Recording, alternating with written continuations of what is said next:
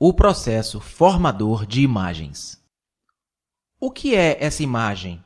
Como ela se forma? E o que é que a sustenta? Ora, o mecanismo formador de imagem é a desatenção. Compreendem, senhores? Por exemplo, quando me insultam, reajo. E essa reação que cria a imagem. A reação acontece por não haver atenção. Entende? Se não presto completa atenção ao seu insulto, essa falta de atenção cria a imagem. Se me chamam de idiota, eu reajo, porque não estou completamente atento ao que estão dizendo. Nesse caso, a imagem se forma. Mas quando estou completamente atento ao que dizem, nesse caso, nenhuma imagem se forma. Se vocês me insultam, se ouço de maneira completa, com atenção completa, isso significa prestar atenção sem identificação, sem nenhuma escolha. Nesse caso, não há a formação de imagens. Afinal, formar imagens é uma maneira de evitar sermos ofendidos. Assim, quando alguém te elogiar ou insultar, prestem atenção completa nesse momento. E então, vão ver que nenhuma imagem ficará. E, portanto, não haverá separação entre o observador e a coisa observada. Exemplo: se você me insulta e eu não estou atento, na próxima ocasião em que me encontrar contigo, não te vejo como meu amigo. O insulto deixou sua marca imprimida na memória. Se me elogiar, o elogio também deixa marca. E o me encontrar contigo, no caso dos elogios, te considero como meu amigo. Isto é, qualquer impressão que se produz na mente forma uma imagem. E nós estamos dizendo que, quando a mente está cheia de imagens, ela não é livre. Portanto, vão viver em conflito. As relações entre os seres humanos se baseiam no mecanismo defensivo, formador de imagens. Em todas as relações, cada um de nós forma uma imagem a respeito dos outros, e as duas imagens ficam em relação, e não os próprios entes humanos. A esposa tem uma imagem do marido, talvez inconsciente, e o marido tem uma imagem da esposa. Temos uma imagem a respeito do nosso país e a respeito de nós mesmos, e estamos constantemente fortalecendo essas imagens, sempre acrescentando alguma coisa. A verdadeira relação entre dois ou vários seres humanos acaba completamente quando há a formação de imagens. A relação baseada em imagens jamais produzirá a paz, porque as imagens são fictícias e não se pode viver de forma abstrata. Entretanto, é isto que todos fazemos. Vivemos entre ideias, teorias, símbolos, imagens que criamos a respeito de nós mesmos e dos outros, e que certamente não são realidades. Todas as nossas relações, sejam com a propriedade, sejam com ideias ou pessoas, se baseiam essencialmente nessa formação de imagens, e por essa razão sempre existe conflito. Como pode o cérebro, sempre tão intensa e ardorosamente ativo, imobilizar-se, natural e simplesmente, sem nenhum esforço ou coerção? Eu mostrarei.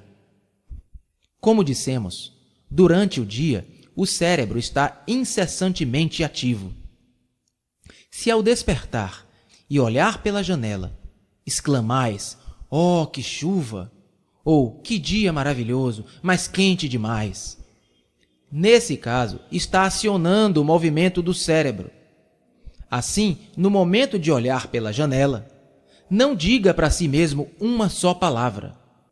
Isso não significa reprimir as palavras, porém, apenas compreender que no momento em que dizem "que linda manhã" ou "que tempo horrível", o cérebro se põe em movimento.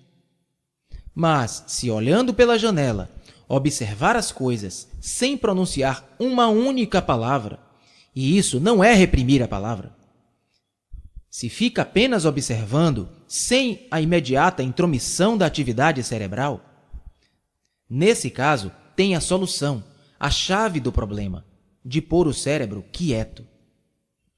Quando não reage o velho cérebro, começa a despontar o cérebro novo. Então, pode observar as montanhas, os rios, os vales, as sombras, as árvores formosas, as maravilhosas nuvens, totalmente iluminadas, sem pronunciar uma palavra, sem comparar. Mas isso se torna bem mais difícil quando se observa uma pessoa, porque, nesse caso, tem imagens associadas, estabelecidas. Mesmo assim, continue observando. Assim, observando, com claro percebimento, vereis que a ação assume uma extraordinária vitalidade. É a ação completa, que nunca é levada para o próximo minuto. Compreende?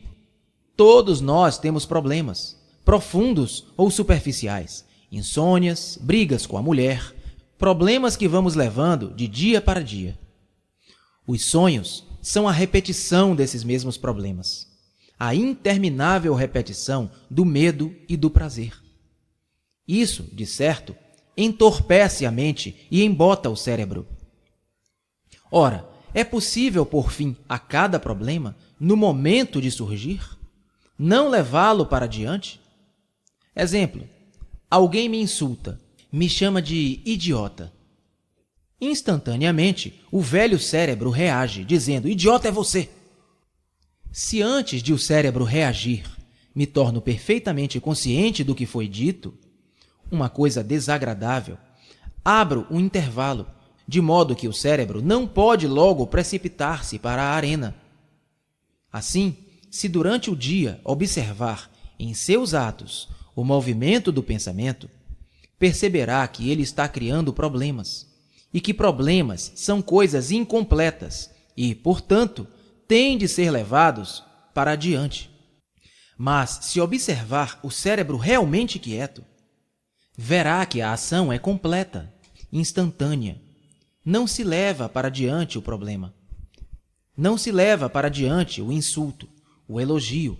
É coisa acabada. E depois, durante o sono, o cérebro já não levará consigo as velhas atividades do dia. Estará em completo repouso. E estando o cérebro quieto durante o sono, acontece um rejuvenescimento de toda a sua estrutura. Desponta a inocência. A mente inocente é capaz de ver o verdadeiro, não a complicada mentalidade do filósofo ou do sacerdote. A mente inocente abrange aquele todo em que está contido o corpo, o coração, o cérebro e a mente propriamente dita. A mente inocente, jamais atingida pelo pensamento, pode ver o verdadeiro, o real. Isso é meditação. Para alcançar aquela maravilhosa beleza da verdade e seu êxtase, é necessário lançar a base adequada. Essa base é a compreensão do pensamento, que gera medo e nutre o prazer. É a compreensão da ordem e, portanto, virtude. Fica-se, assim, livre de todo o conflito, de toda a agressividade, brutalidade e violência. Lançada essa base da liberdade, desponta uma sensibilidade que é a culminância da inteligência, e a vida do homem se torna, em todos os seus aspectos, totalmente diferente. Jiddu Krishnamurti.